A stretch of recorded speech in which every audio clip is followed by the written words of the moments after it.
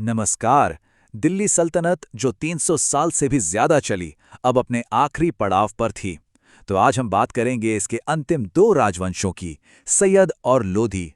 अब ये सिर्फ कहानी नहीं है, ये वो जरूरी मोड़ हैं जहां से कॉम्पिटिटिव एग्जाम्स में सवाल अक्सर बनते हैं।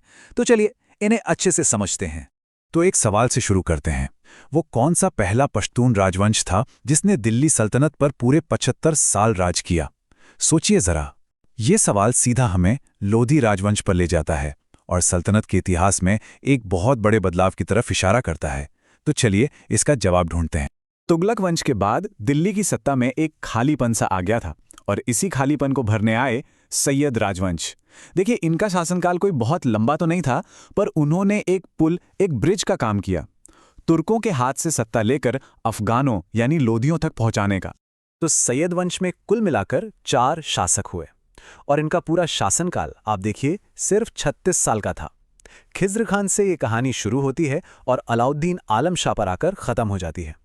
अब एग्जाम्स में ना इन शासकों का क्रम, इनका ऑर्डर बहुत पूछा जाता है, तो इस टाइमलाइन पर जरा गौर कीजिएगा।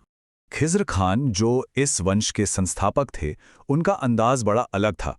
मतलब उन्होंने कभी सुल्तान का टाइटल लिया ही नहीं। इसकी जगह उन्होंने उपाधि ली रैयत-ए-आला की। अब ये एक बहुत ही इंपॉर्टेंट पॉइंट है। ऐसा इसलिए क्योंकि वो खुद को एक आज़ाद शासक नहीं बल्कि तैमूर के प्रतिनिधि के तौर पर देखते थे। और हाँ, ये सवाल एग्जाम्स में बार बार आता है। अब मुबारक शाह अपने पिता से बिल्कुल अलग निकले। उन्होंने शाह की उपाधि ली, अपनी आज़ादी का ऐलान किया और तो और अपने नाम के सिक्के भी चलाए। उनके दौर की सबसे बड़ी देन जो एग्जाम पॉइंट ऑफ व्यू से बहुत ज़रूरी है, वो है तारीख़-ए-मुबारक शाही। ये वो किताब है जो सैयद काल को समझने का इकलौता भरोसेमंद सोर्स है। लेकिन देखिए किस्मत का खेल, इतनी उपलब्धियों के बाद उनकी हत्या उन्हीं के वजीर ने कर दी। शासकों का क्रम याद रखना थोड़ा मुश्किल हो जाता है ना? तो चलिए सैयद वंश के लिए एक सिंपल सी ट्रिक देखते हैं। KMMA, बस ये याद रखना है। K से खिज्र, M से मुबारक, फिर M से मोहम्मद और A से आलम। देखा कितना आसान है, और ये एक छोटा सा शब्द पूरे नंबर दिला सकता है। और बस यहीं से कहानी में एक जबरदस्त मोड़ आता है। सैयदों की अपनी अंदरूनी कमजोरी ने लोधियों के लिए दिल्ली के दरवाजे खोल दिए। और ये सिर्फ एक डायनेस्टी का अंत नहीं था, ये दिल्ली पर तुर्कों की मोनोपोली का अंत था। सोचिए, पहली बार अफगानों ने दिल्ली की गद्दी संभाली, पावर का पूरा इक्वेशन ही बदल गया था। तो चलिए अब दिल्ली सल्तनत के आखिरी चैप्टर यानी लोधी राजवंश की बात करते हैं। एक बात जो इस डायनेस्टी को सबसे खास बनाती है वो ये कि ये दिल्ली के पहले अफगान शासक थे।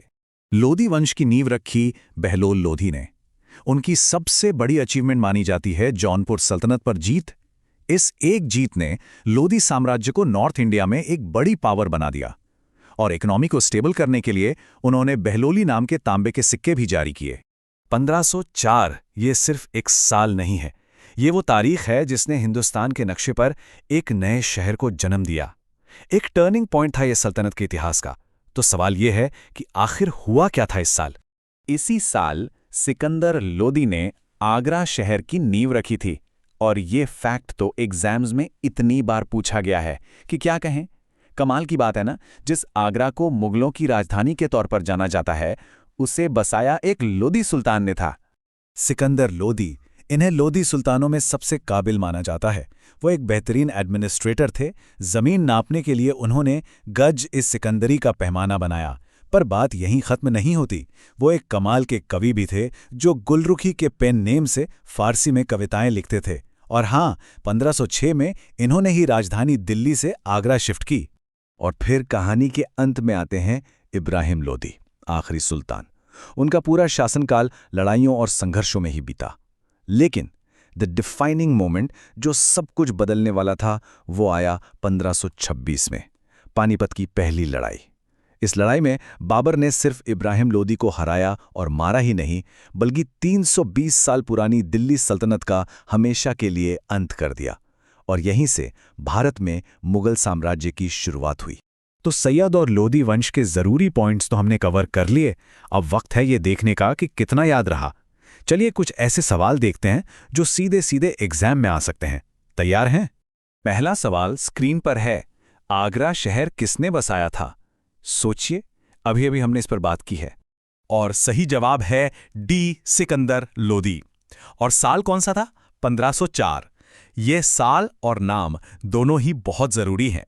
चलिए अगला सवाल देखते हैं। दिल्ली का वो कौन सा सुल्तान था जो गुलरुखी उपनाम से फारसी कविताएं लिखता था? जी हाँ, बिल्कुल सही। इसका जवाब भी है ए, सिकंदर लोदी। इससे पता चलता है कि वो एक अच्छे शासक होने के साथ साथ कला में भी रुचि रखते थे।